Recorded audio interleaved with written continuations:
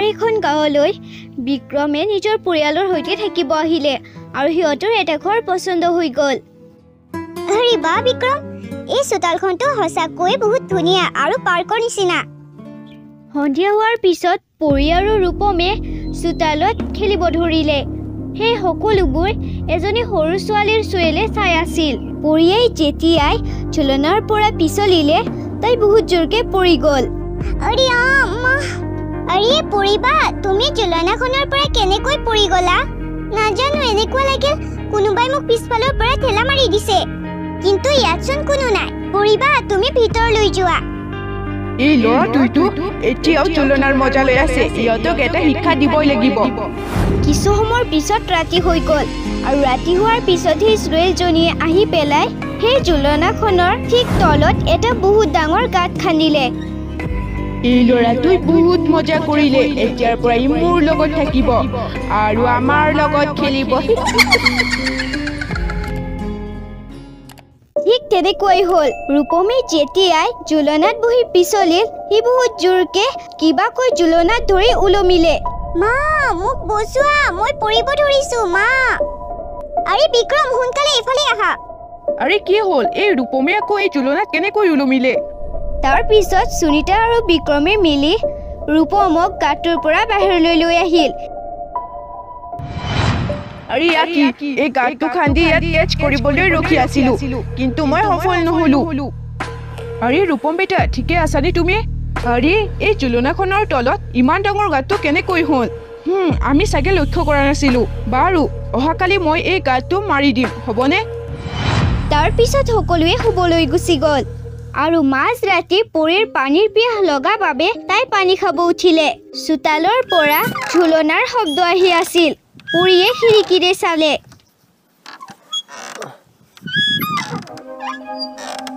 আৰে ইয়াতচোন কোনো নাই, তেনেহ'লে এই ঝুলনাখন নিজে নিজে কেনেকৈ চলি আছে?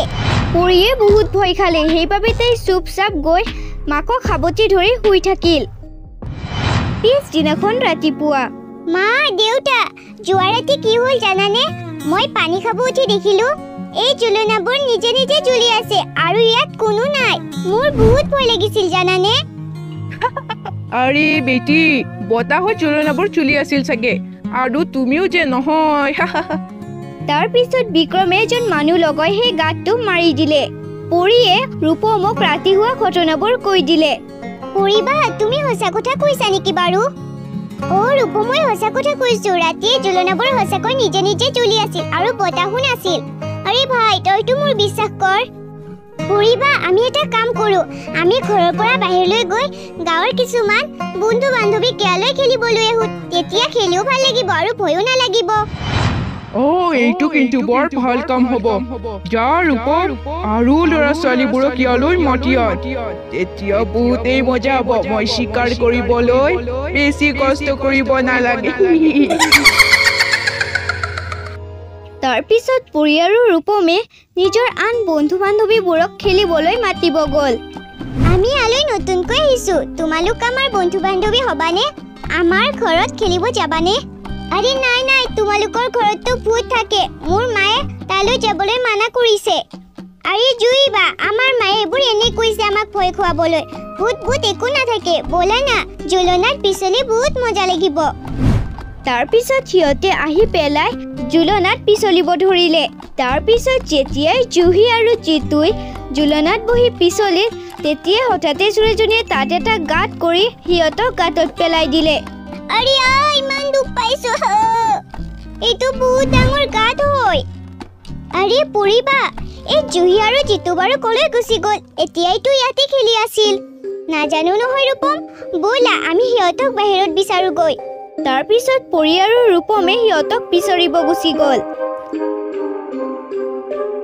আৰু আনফালে, আহা মোৰ বন্ধু বান্ধৱীহঁত, তোমালোকক বহুত বহুত স্বাগতম। আৰে ভূত নহয়, চুৰেল হয়, চুৰেল। ভাইটি, মই কৈছিলো নে ইয়াত ভূত থাকে বুলি? তোমালোকে ইয়ালৈ খেলিবহি আহিছিলা, এতিয়া মোৰ লগত খেলা, কিন্তু তাৰ বাবে তোমালোকে মোৰ নিচিনা হ'ব লাগিব, মানে মৰিব লাগিব। পিছফালে চোৱা, সেই সকলোবোৰো মোৰ বন্ধু হয়।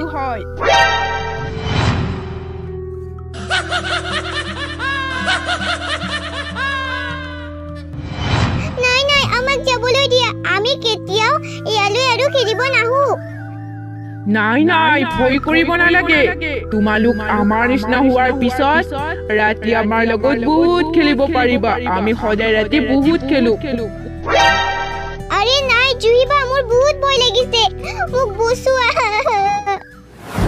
আৰে তোমালোকৰ মোটো বেয়া হৈছে নেকি যে কাৰণে তোমালোকে মোৰ ল'ৰা ছোৱালী দুটাক তোমালোকৰ ঘৰৰ চোতালত খেলিবলৈ গলা তাত ফুট থাকে এতিয়া সোনকালে বলা অঞ্জলিয়ে দৌৰি দৌৰি ল'ৰা ছোৱালী দুটাৰ লগত বিক্ৰমৰ ঘৰলৈ আহিলে আৰে সুনিতা তুমি এই ঘৰটো কিয় কিনিলা বাৰু এজনী সৰু ছোৱালীৰ আত্মা থাকে আৰে অঞ্জলি বাইদেউ আপুনি এইবোৰ কেনেকুৱা ধৰণৰ কথা কৈছে আৰে মোৰ ল'ৰা ছোৱালী দুটাইতো আপোনালোকৰ চোতালতে খেলি আছিল বলক এতিয়া আপোনালোকৰ চোতাললৈ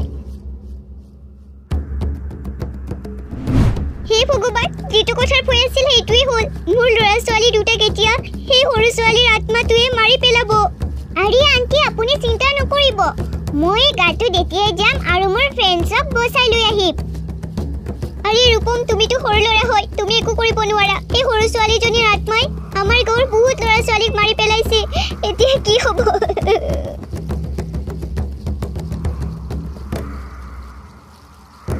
আৰে কি হ'ল অঞ্জলি কিয় কান্দি আছা অঞ্জলিয়ে মহেশক সকলো ঘটনা ক'লে এই বদমাছ গাঁও বুঢ়া কেতিয়াও ভাল নহয় এইবোৰত এই নতুন মানুহ ঘৰক বাৰু কিয় সোমাব লাগে ইয়াত এজনী সৰু ছোৱালীৰ আত্মা থাকে কিন্তু এই সৰু ছোৱালীৰ আত্মাটো এই বদমাছ গাঁও বুঢ়াৰে ছোৱালী আছিল গাঁও বুঢ়াৰ ছোৱালীজনী আপোনালোকৰ পৰীৰ সমনীয়াই আছিল তাই পঢ়াত দুৰ্বল আছিল আৰু এদিনাখন পৰীক্ষাত ফেইল হোৱাৰ বাবে বদমাছ গাঁও বুঢ়াই ছোৱালীজনীক মাৰি পেলাই এই ঘৰটোৰ সন্মুখত থকা চোতালখনতে পুতি থলে আপোনালোকে একো নজনাৰ বাবে এই ঘৰটো সেই গাঁও বুঢ়াই আপোনালোককে বিকি দিলে এতিয়া চাগে সেই বদমাছ গাঁও বুঢ়াই গাঁও এৰি পলাই গ'ল তোমালোকে সকলোৱে শুনা ৰূপম আৰু মই শ্ৰেয়জনীৰ লগত বন্ধুত্ব কৰি আমি আমাৰ জুহি আৰু জিতুক বচাই ল'ম আমাক বিশ্বাস কৰা আচ্ছা ঠিক আছে কিন্তু ময়ো যাম তোমালোকৰ লগত তাৰ পিছত তিনিওজনে গাঁতটোৰ ভিতৰত সোমাই গ'ল